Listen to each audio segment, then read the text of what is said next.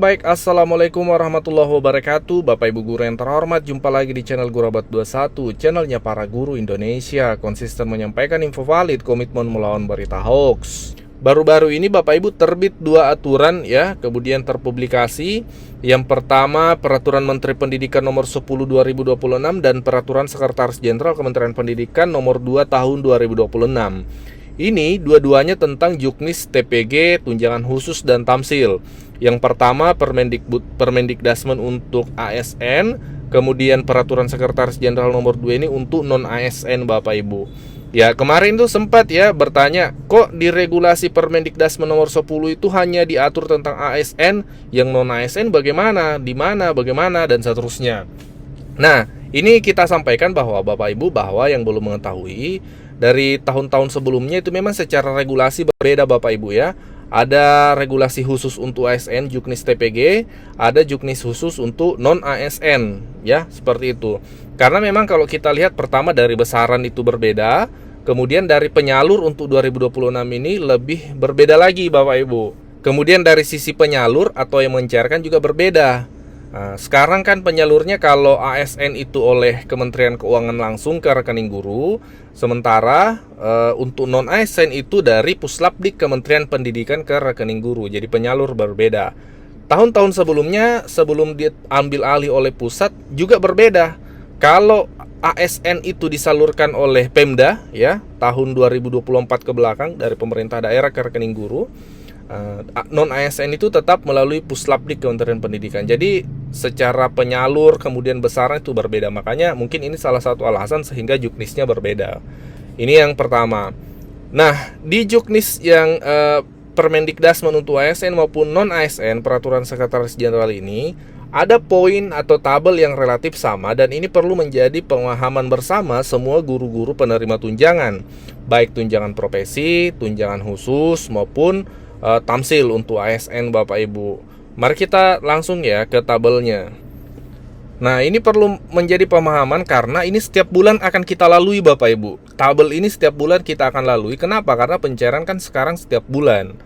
Nah, kalau dipahami timeline ini menjadi pengetahuan penting sehingga menjadi acuan setiap bulan. Yang pertama, tanggal 10, paling lambat tanggal 10 setiap bulan Bapak Ibu, acuan kita tabel ya, tabel yang di dalam juknis ini. Tanggal 10 setiap bulan paling lambat itu adalah waktu untuk menginput atau pembaharuan data guru. Kalau ASN, ASN, kalau non-ASN ya non-ASN. Jadi sama. Non-ASN maupun ASN diberikan waktu setiap bulan paling lambat tanggal 10 untuk menginput atau merubah data di Dapodik. Paling lambat tanggal 10, artinya mulai tanggal 1 bisa Bapak Ibu ya. Kalau dirubah, tanggal 2 sudah bisa dirubah. Paling lambat setiap bulan itu tanggal 10. Ya, ini perlu karena jangan sampai misalnya ada sekolah, guru, atau operator yang tidak mengetahui, kemudian baru merubah datanya karena alasan tertentu, sibuk atau apa sebagainya, atau mungkin ditunda, dipending, sehingga perubahan data dilakukan di atas tanggal 10 berdasarkan juknis ini, bisa jadi perubahan itu tidak terbaca. Walhasil nanti terbaca di penarikan data bulan berikutnya. Nah, bisa jadi seperti itu Bapak Ibu. Jadi ketika mengetahui paling lambat tanggal 10, nah ini sudah bisa diantisipasi. Nah, hari ini Bapak Ibu ya, hari ini.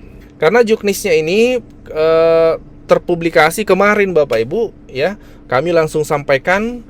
Kemarin keluar Permendikdasmen ini, karena kalau kita lihat Permendikdasmen ini tertanggal 6 April Bapak Ibu. Ini keluar tanggal 6 April. Tanggal di sini 1 April keluar aturan ini. Jadi baru-baru keluar Bapak Ibu.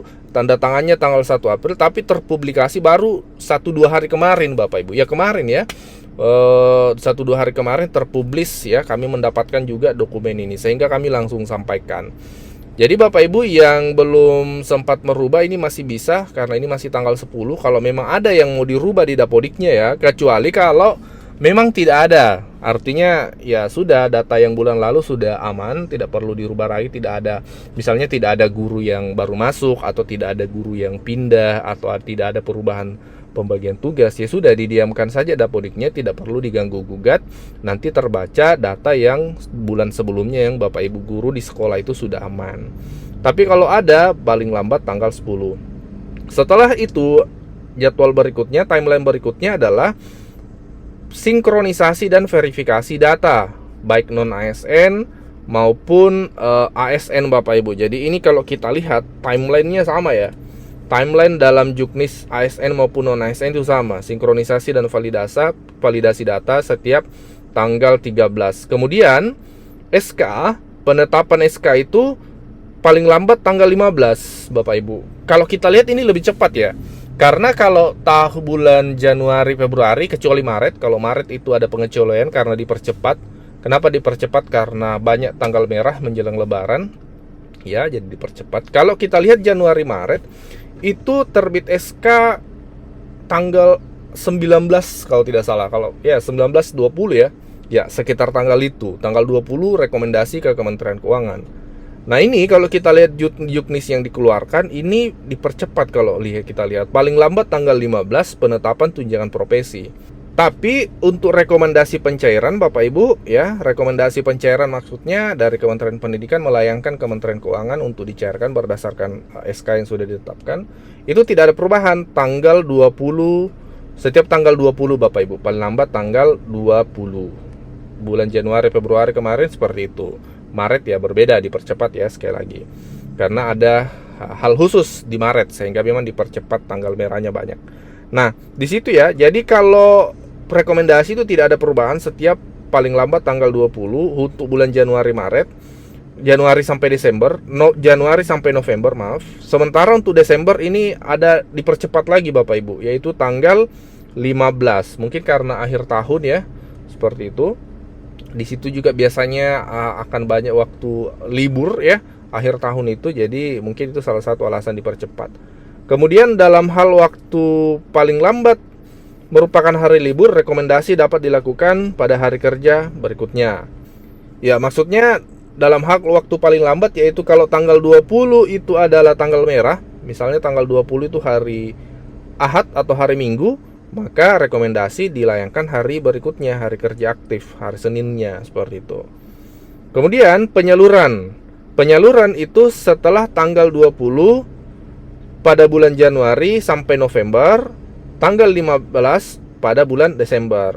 Jadi kita berbicara spesifik ke konteks bulan April ini Bapak Ibu, berarti pencairannya itu sudah ada gambaran, itu di atas tanggal 20. Jadi tidak ada percepatan lagi seperti di bulan Maret Bapak Ibu ya. Jadi kita pencairan itu di atas tanggal 20 untuk yang terbit SKTP-nya di tanggal paling lambat tanggal 15 tadi penetapannya. Jadi untuk terbit SKTP ya syarat-syaratnya harus dipenuhi Bapak Ibu ya. Kemudian pastikan guru wali jangan lupa diinput ya, terutama untuk guru SMP SMA, karena itu menjadi hal wajib. Seperti itu.